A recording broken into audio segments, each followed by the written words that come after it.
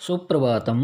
प्रिय विद्यार्थियों, आज हम रुचिरा भाग 1 के अध्याय 6 का अभ्यास भाग करेंगे।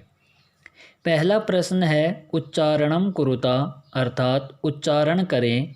तो इन शब्दों का उच्चारण इस प्रकार से होगा।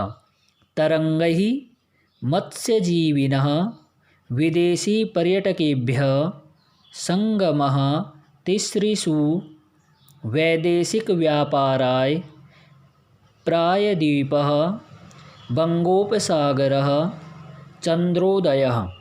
उसके बाद प्रश्न नंबर 2, अधोलिखितानां प्रश्नानां उत्तरम लिखत, अर्थात नीचे लिखे गए प्रश्नों के उत्तर दें।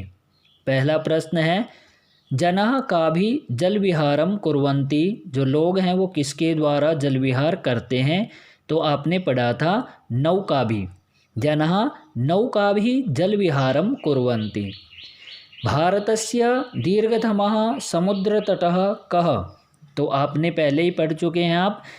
सबसे बड़ा जो तट है वो कौन सा है, मेरिना तटः। जनः कुत्र स्वैरम विहरन्ति, जो लोग हैं वो कहाँ पर अपनी इच्छा से घूमते हैं, तो जुहू तटे। यहाँ इसका उत्तर है। बालकः बालुकाभिः किम रचयन्ति, तो जो लड़के और जो लड़कियां हैं वो क्या रचते हैं वहाँ पर, तो वो बालुका गृहम अर्थात मिट्टी का घर बनाते हैं। कोचि तटः केभ्यः ज्ञायते, और जो कोचि का जो तट है वो किसके द्वारा जाना जाता है, तो इसका उत्तर है नारिकेल फलेभ्यः। उसके बाद प्रश्न नंबर 3, मंजूषातः पदानि चित्वा रिक्त स्थानानि पूरयत, अर्थात मंजूषा से रिक्त स्थानों को चुन करके रिक्त स्थानों की पूर्ति करो। बंगोपसागरः प्रायद्वीपः पर्यटनाय क्रीडा संगमः। पहला है कन्याकुमारी तटे त्रयाणां सागराणां भवति, तो इसमें आएगा संगमः भवति।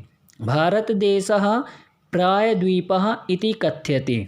उसके बाद जनः समुद्रतटम् आगच्छन्ति, तो यहाँ होगा पर्यटनाय आगच्छन्ति।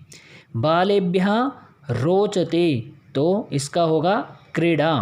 भारतस्य पूर्वदिशायां बंगोपसागरः अस्ति। इसके बाद प्रश्न नंबर 4, यथा योग्यम योजयत, अर्थात जो जिसके योग्य है उसका मिलान करो। तो पहला है समुद्र तटः, इसका होगा पर्यटनाय, क्रीडनकम खेलनाय, दुग्धम पोषणाय, दीपकः प्रकाशाय और विद्या ज्ञानाय, इसका होगा।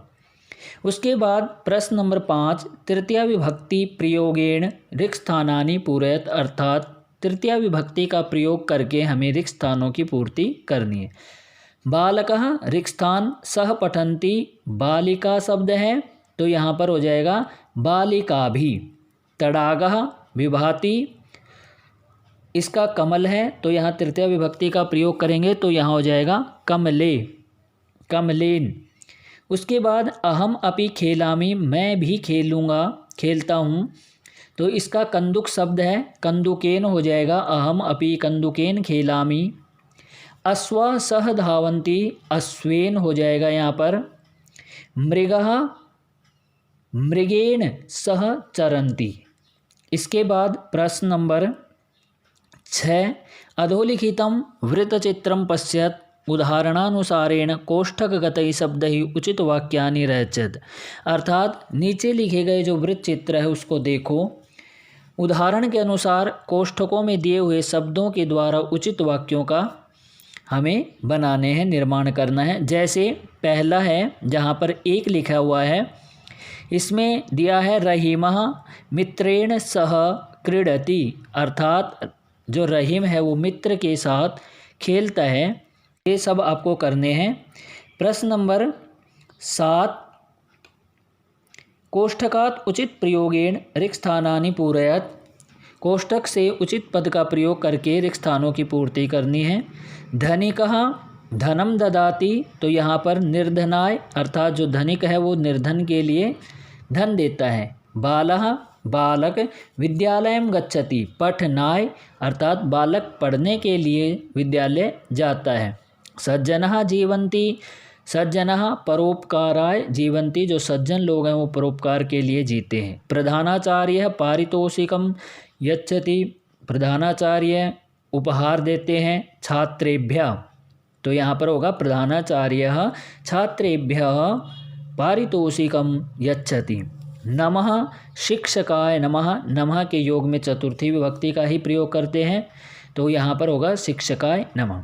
प्रिय विद्यार्थियों, इस प्रकार से आपको ये अभ्यास भाग करना है। यदि फिर भी आपको कोई समस्या आती है तो आप मुझे ज़रूर लिखें, मैं उसका उत्तर ज़रूर दूंगा। धन्यवाद।